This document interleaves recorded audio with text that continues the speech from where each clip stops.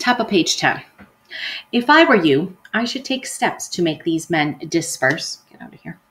Listen now and attend to what I say. At daybreak, call the islanders to assembly and speak your will, and call the gods to witness. The suitors must go scattering to their homes. Then here's a course for you, if you agree. Get a sound craft afloat with 20 oars and go abroad for news of your lost father. Perhaps a traveler's tale or rumored fame issued from Zeus abroad in the world of men. Talk to that noble sage at Pylos, Nestor. Then go to Menelaus, the red-haired king at Sparta, last man home of all the Achaeans. If you should learn your father is alive and coming home, you could hold out a year. Or if you learn that he is dead and gone, then you can come back to your own dear country and raise a mound for him and burn his gear with all the funeral honors due the man, and give your mother to another husband. So some key people coming up, because Telemachus is going to take this journey.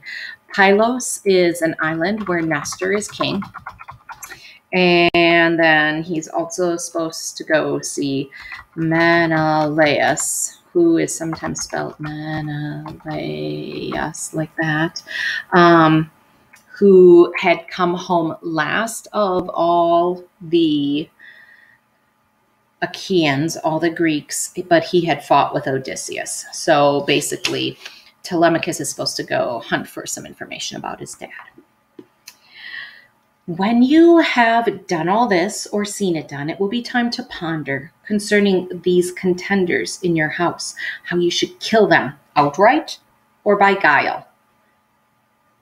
He's got to kill them one way or another. Just kill them or trick them and kill them.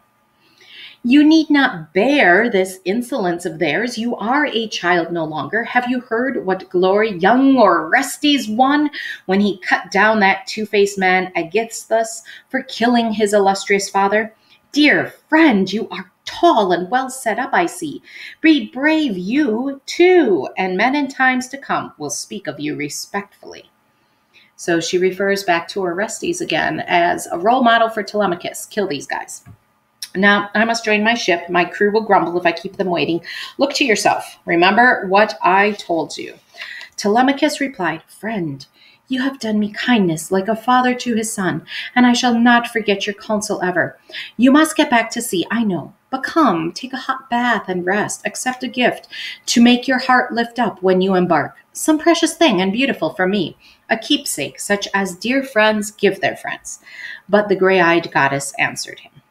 The gray-eyed goddess Athena answered him, Do not delay me, for I love the sea ways. As for the gift your heart is set on giving, let me accept it on my passage home, and you shall have a choice gift in exchange. With this, Athena left him, as a bird rustles upward, off and gone. But as she went, she put new spirit in him, a new dream of his father, clearer now, so that he marveled to himself, divining that a god had been his guest. Then, godlike in his turn, he joined the suitors. Okay, a couple things happen there. So, gifts are promised. Telemachus wanted to give Athena a gift, and she says, yeah, on my homeward journey, and I'll give you a gift too. And then she disappears, but as she disappears, she fills him with vim and vigor and spirit so that he can face these suitors. Now, as we turn back to the suitors and the minstrel is singing about men coming home after Troy, and Penelope starts weeping and asks the minstrel to sing about something else. The famous minstrel still sang on before them, and they sat still and listened, while he sang that bitter song, the homecoming of Achaeans, how by Athena's will they fared from Troy, and in her high room, careful Penelope, Icarius's daughter, heeded the holy song. She came then down the long stairs of her house, this beautiful lady, with two maids in train, attending her as she approached the suitors. And near a pillar of the roof she paused, her shining veil drawn over across her cheeks, the two girls close to her and still, and through her tears spoke to the noble minstrel. Phemius, other spells you know, high deeds of gods and heroes, as the poets tell them. Let these men hear some other. Let them sit silent and drink their wine, but sing no more this bitter tale that wears my heart away. It opens in me again the wound of longing for one incomparable, ever in my mind.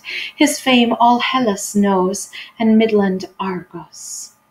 So she's asking for the minstrel Phemius to sing some other song. I'm actually going to write his name down because he is just someone to take note of. So basically, sing about something else, please. But Telemachus intervened and said to her, Mother, why do you grudge our own dear minstrel joy of song wherever his thought may lead? Poets are not to blame, but Zeus, who gives what fate he pleases to adventurous men. There is no reason for reproof to sing the news of the Danaans.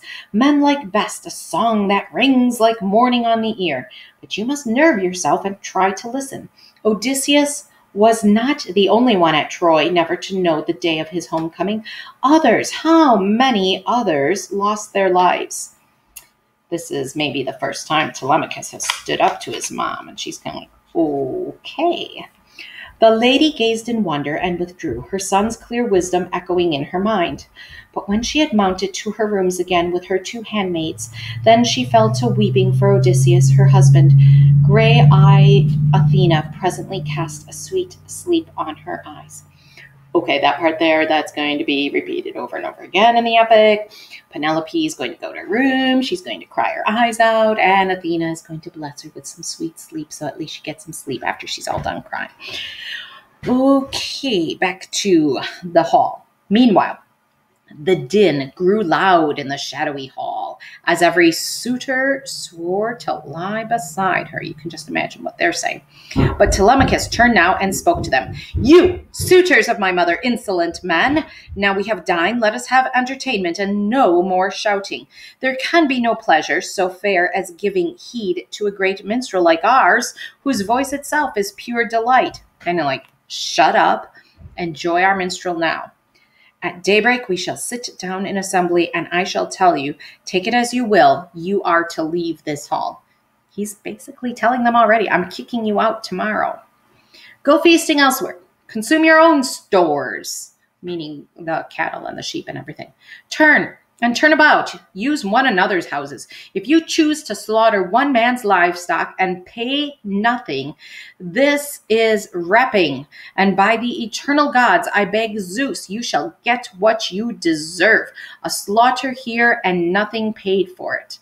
Okay, that word rapine, R-A-P-I-N-E, that is a violent seizure of somebody else's property. And you can kind of see that in a way it might look to you like our word rape, because you think about that, and that is a violent act against somebody else. So there's a relationship of hey, don't do that. Someone else's property. It is very hard to talk and type at the same time. Okay, but now their teeth seemed fixed in their underlips. So they're giving him this dirty look, kind of like growling at him. Telemachus's bold speaking stunned them so. Antinius, Euphates' son, made answer. Ooh, keep this guy in mind. Often it's spelled Antinius. He is the worst of the suitors. Telemachus, no doubt the gods themselves are teaching this high and mighty manner. Zeus forbid you should be king in Ithaca, though you are eligible as your father's son. Telemachus kept his head and answered him. Antinius, you may not like my answer, but I would happily be king if Zeus conferred the prize. Or do you think it wretched? I shouldn't call it bad at all. A king will be respected and his house will flourish. But there are eligible men enough, heaven knows, on the island, young and old, and one of them perhaps may come to power after the death of King Odysseus. All I insist on is that I rule our house and rule the slaves my father won for me. So we see some insight into how their system was set up. Even though Odysseus had been the king of Ithaca, any of the people there could become the next king. It doesn't automatically pass to Telemachus. And another good pause.